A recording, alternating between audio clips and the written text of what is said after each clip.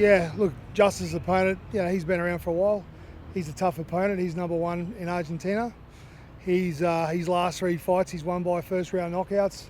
He's got a big left hand, so we've watched his fights. Yeah, he is dangerous, and I think Conor needs to take these risks.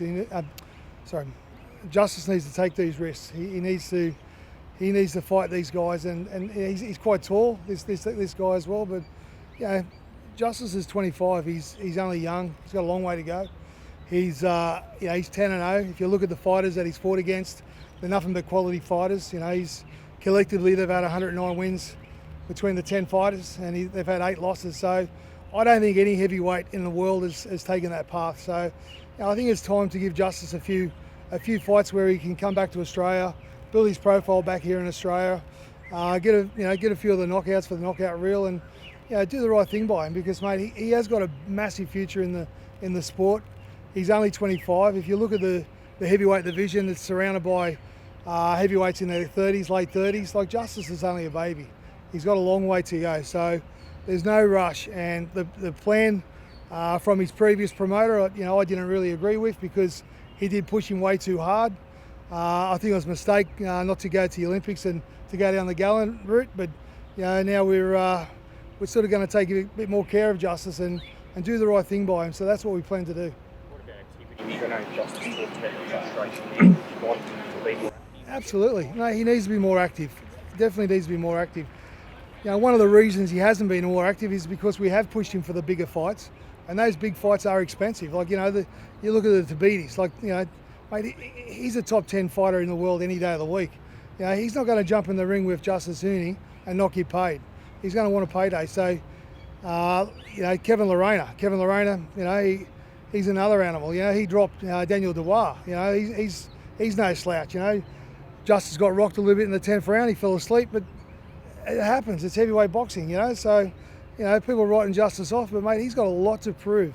He's got a big future in the sport, and as I said, he's 25 years old, and mate, he deserves his opportunity to fight back here in Australia and really show the Australian public what he can do. You've said that there's no rush, and both lads have said that they're more fight to fight, but do you have a timeline or number of fights in mind for when you want to start looking at title shots for these guys? Well, Conor Wallace he's knocking on the door for a world title shot. It's only the IBF actually ordered the mandatory for Beterbiev to fight the number one. Now Conor Wallace is number 2 with the IBF.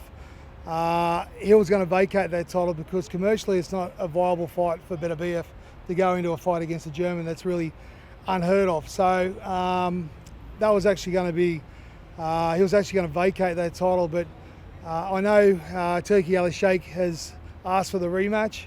I know that they've applied for the exception, which I think the IBF will grant that exception, and that fight won't happen until the back end of next year. So, there's a bit of waiting around, so we can't wait around.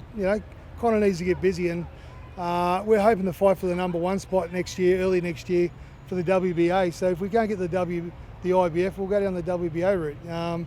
But Conor Wallace, mate, he's a huge talent, and if you watch the last fight against Jerome Pampalone, he landed some good shots on Conor, and Conor just ate him. Going back 4 or 5 fights, Conor got rocked by a super middleweight and Letty. Mate, them days are over. Conor has just turned into an animal. He's walking through those fights, and it's all mindset.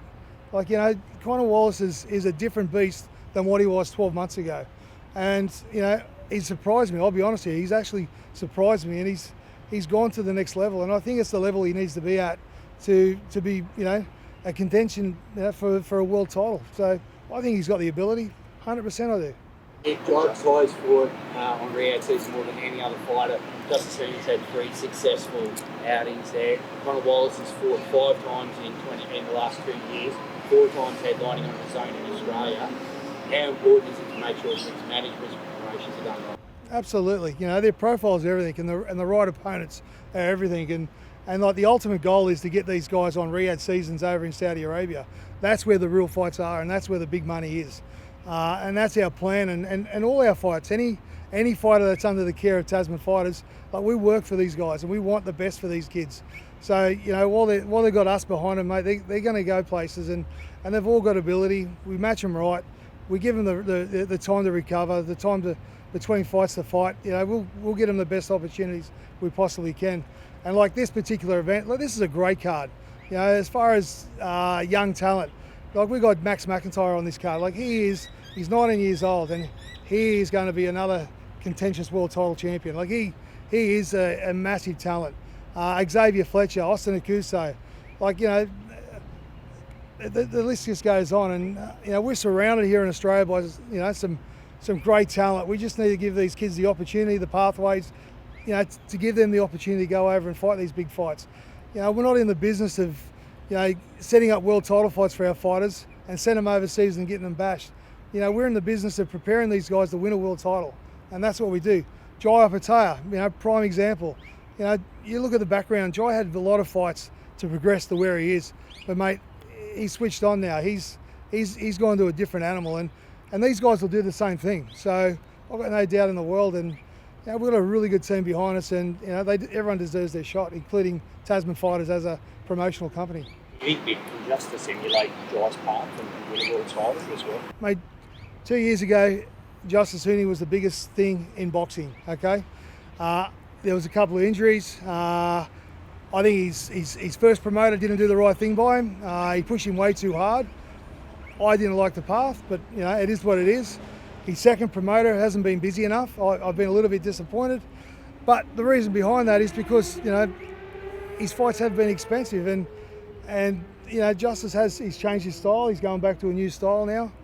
His old style, sorry. You know, I think there's big things to come for Justis, and you know, like he can be the best fighter to ever come out of Australia, without a doubt. You know, he's got the ability, he's got the pedigree.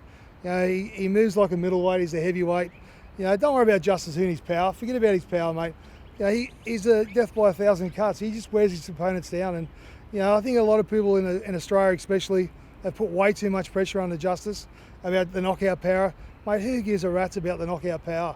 Mate, the guy is the best mover in the heavyweight division we've ever seen. So why rob him and make him change his style? Like, you know, he's exciting, and I love watching Justis Huni fight. Absolutely, like, yeah, definitely. You know, like, no question about it, mate. Justis Huni can easily be the best heavyweight that come out of this part of the world, hands down. The landscape of Australian boxing and international boxing has changed obviously recently. How important is it now for media and profiles of these fighters to be raised? Yeah, definitely. You know, like, there is a few players coming in the market now with DAZN, obviously. Foxtel Main Event's been the home of boxing in Australia here for the last 30 years. But they've got some competition now. You know, there's DAZN, there's a stack of different, there's Stan, there's a stack of different, you know, potential broadcasters out there that are knocking on the door, you know. So mate, it keeps everyone honest, and you know, the profile of boxing in general is going to go through the roof, whether we like it or not. You know, we need more participants in the sport, but you know, we'll get there. But you know, boxing in Australia is in a healthy place right now, and we need to get these guys' profiles up there and make boxing a top tier sport where it should be here in Australia. Yep. Yeah, that's been sorted. Oh, look, Taramwana is a good kid, mate. He's just had the wrong advice. He listened to the wrong people, as they many do. You know, I've invested in Taramwana. I've helped him along the way. You know, I thought it was a little bit unfair that he decided to terminate the agreement 2 days before he jumped on the plane to go to the Olympics. Signed with another foreign promoter 2 weeks after the Olympics when he had a contract with Tasman Fighters. Look, it is what it is. Yeah, unfortunately he got caught up in it. He listened to the wrong people, but yeah, look, the contract's still on foot. He's going to fight under Tasman Fighters and Matchroom. We've come to an agreement, and Gold Star, so yeah, he's going to keep busy. He's got a fight coming up. I think it's the 7th of December, so on a Matchroom card. So yeah, look, mate, we'll look after him as well. He's a good kid. What do you think of the Tim Tszyu fight? Mate, it's bad for boxing, Australian boxing. You know, like Tim, you know, Tim's a great talent. You know, he's got a great profile. I think they weren't prepared mentally. I think they probably should have shown a little bit more respect in the media. But you know, it is what it is. You know, he's going to learn from it. He'll come back stronger. You know, like Conor Wallace come off a loss. He learned from it. He's come back bigger and better and stronger. You know, a loss sometimes does more than a win. So he'll be back. He'll be fine. But yeah, no, Tim's still, you know, everyone's favourite here in Australia, and he always will be. So, you know, we all love Tim, and we want to see the best for him.